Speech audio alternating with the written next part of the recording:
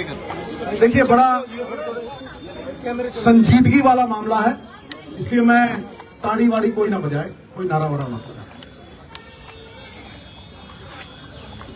मैं अपने sporting heroes के लिए आया हूं और मैं ये जानता हूं कि स्पोर्ट एक साधना है। 140 करोड़ में जब कोई महिला अकेली मेडल जीतती है तो वो एक तपस्वी है और वो रोल मॉडल है जिसकी प्रेरणा से करोड़ों लोग खेल जगत में वो प्रयास करते हैं जिससे देश गौरवान्वित होता है। ये रियल हीरो नहीं है गुरु,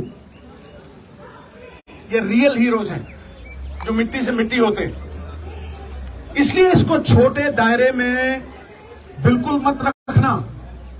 ये छोटे दायरे की बात नहीं है, ये पार्टियों से उठ के ऊपर ये देश की सभी औरतों के सम्मान की लड़ाई है और ये सीमित नहीं किया जा सकता। इसे उसी नजर से देखना होगा। अब देश के लिए सवाल यह है कि क्योंकि दोषी एक बड़ा आदमी है, तो क्या यह सिस्टम उसे सुरक्षा कवच पहना रहा है या मंशा सजा देने की है? किसी भी केस की बुनियाद एफआईआर होती है और एफआईआर एक पब्लिक डॉक्यूमेंट है। अभी तक वो डॉक्यूमेंट पब्लिक नहीं हुए। मेरा सवाल है, 10 दिन क्यों लगे एफआईआर दर्ज कराने में? अहम बात यह है कि women of esteem, recognition, champions, अगर उनका यह हाल है, अगर उनको 10-10 दिन सड़कों पे भटकना पड़ रहा है, तो एक आम नागरिक का क्या हाल होगा? ये सारा देश सवाल कर रहा है। ये सिस्टम पे सवाल है, ये मेरी निजी लड़ाई नहीं है। और मैं आपको बता दूं, justice delayed is justice denied. अगर ज्यादा देर ये जस्टिस डिनाई हुआ तो सिद्धू जान की बाजी लड़ाएगा, जान की बाजी।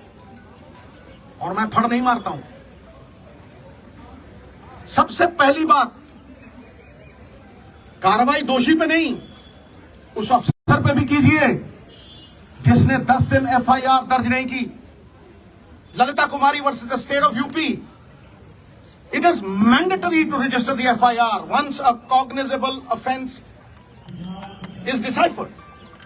और वो जो कॉग्निजेबल ऑफेंस प्रूवन हो गया है तो फिर उसकी ऑप्शन नहीं है, उसे एफआईआर दर्ज करनी पड़ेगी। और अगर वो नहीं करता तो 166 के तहत 2 साल कैद भी हो सकती है।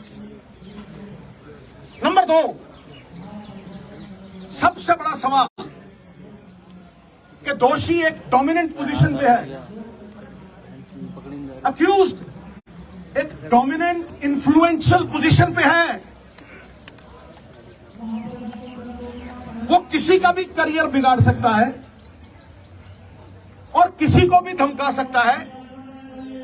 तो फिर आप कैसे एक्सपेक्ट करते हैं कि वो इतनी डोमिनेटिंग पोजीशन पे है, एक फेयर इन्वेस्टिगेशन होगी? Where is the moral authority now? He must resign for a fair probe, for a fair investigation. FIR दर्ज इसलिए नहीं की गई, कमेटी बनाने का मतलब पूरा देश समझता है। You are sweeping things under the carpet.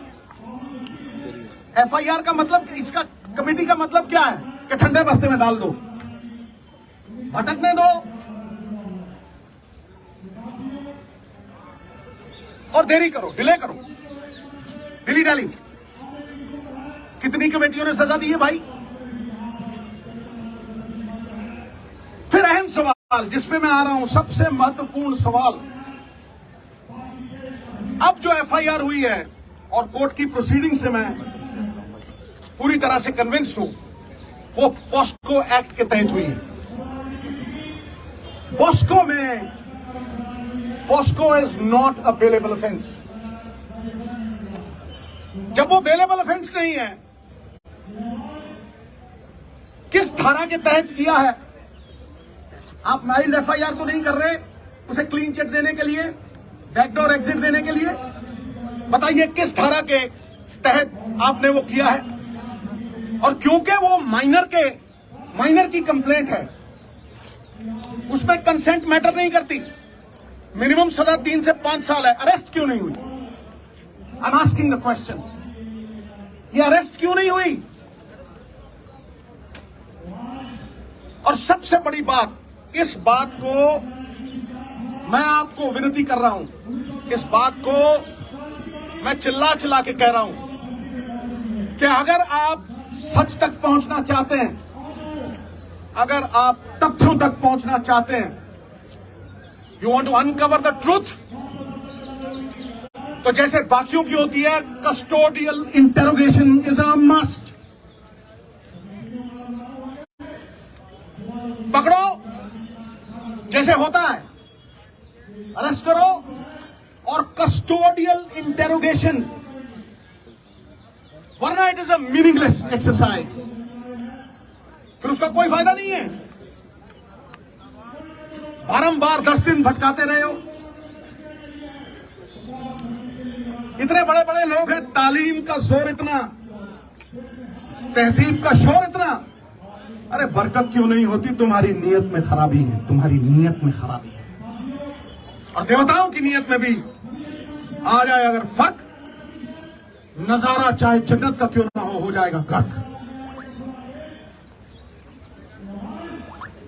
सो ये सबसे अहम मुद्दा है साहब। क्या कानून ऊंचे लोगों के लिए दोहरे मापदंड रखेगा? जिन्होंने देश को गौरवान्वित किया, जिन्होंने मेडल जीते, will you belittle them in front of a nation of 140 crores? Why is this happening? अरे जिनके मत से बनती हैं सरकारें, खेल जगत के चमकते हुए सितारे, आज सड़कों पे दर बदर भटक रहे बेचारे। क्यों? Is the law different for the high and the mighty? It cannot be. Resignation होना चाहिए, इंटेरोगेशन होनी चाहिए, और सबसे बड़ी बात, अरेस्ट करके कस्टोडियल इंटेरोगेशन।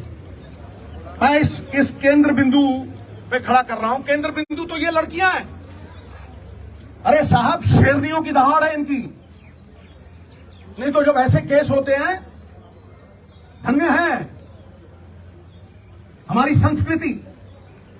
कितने ही बब्बर शेर हो जाए, सवारी तो दुर्गा ही करती है, समझे? धन्य है वो मां बाप जिन्होंने ऐसी बेटियों को जन्म दिया जो जुर्रत रखती हैं, जो सवाल करती हैं। क्या आपको लगता है कि ये सिर्फ अपने लिए लड़ रही हैं? ये पूरी दुनिया की औरतों के सम्मान के लिए लड़ रही हैं। और ये दहाड़ चंद लोगों तक सीमित नहीं है, ये मूवमेंट है, movement. It is a movement. You will see support pouring from all quarters.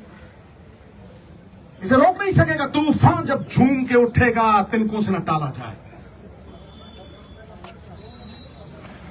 सो मेरी आपसे रिक्वेस्ट है, मैं बात लंबी नहीं खींचना चाहता, बात टेक्निकल करूंगा, बात लीगल करूंगा, और बात वो करूंगा जो देश की आवाज है। ये देश देखना चाहता है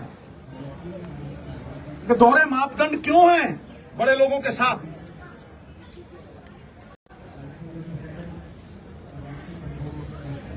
सही और गलत की लड़ाई में न्यूट्रल में नहीं रह सकते आप, आपको पक्ष लेना पड़ेगा। आपको पक्ष लेना पड़ेगा। सत्य तक पहुंचने के लिए,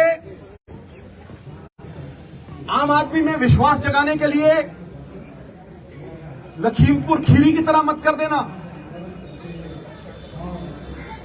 मैं कहता हूं किसी पार्टी का हो, कोई भी हो, ये पक्षपात क्यों कि तुम करो तो न्यारी लीला, कोई और करे तो कैरेक्टर ढीला। ताड़ी नहीं भाई, ताड़ी नहीं। ये लोगों का दुख, दर्द, तकलीफ है। एक स्पोर्ट्समैन होने के नाते मैं जानता हूं पसीना बहाए बिना यह अचीवमेंट नहीं हो सकती। इनके सेल्फ एस्टीम को ठेस पहुंचाना इज हर्टिंग नेशनल प्राइड। तो मैं आखिर में आपको लिखित प्रेस नोट भी दूंगा, और मैं लिखित देने से पहले चंद लाइनें कहना चाहता हूं कि हो चुकी है पीर पर्वत सी पिघलनी चाहिए, इस हिमालय से कोई गंगा निकलनी चाहिए। सिर्फ हंगामा खड़ा करना मेरा और इनका मकसद नहीं, सारी कोशिश है कि यह सूरत बदलनी चाहिए। फिर मेरे दिल में ना सही तो तेरे दिल में ही सही, हो कहीं भी आग, लेकिन आग जलनी चाहिए, सूरत बदलनी चाहिए। बहुत बहुत धन्यवाद, बहुत बहुत शुक्रिया। मुझे इतना ही कहना था, और इतना अगर आपके माध्यम से चला गया तो ये मूवमेंट को और बल मिलेगा। और मैं फिर दोहराता हूं कि लड़ाई इनकी नहीं है, ये घर घर की लड़ाई है। ये किसी के साथ भी हो सकता है, this can happen to anyone. इसलिए सब मिलकर ये लड़ाई लड़ें, पार्टियों से ऊपर उठ के ये लड़ाई लड़ें। ये पांचों उंगलियां कोई टेढ़ी है, कोई लंबी है, कोई छोटी है, लेकिन जब इकट्ठा हो जाती हैं तो अपनी ताकत से 1000 गुना बोझ उठा लेती है।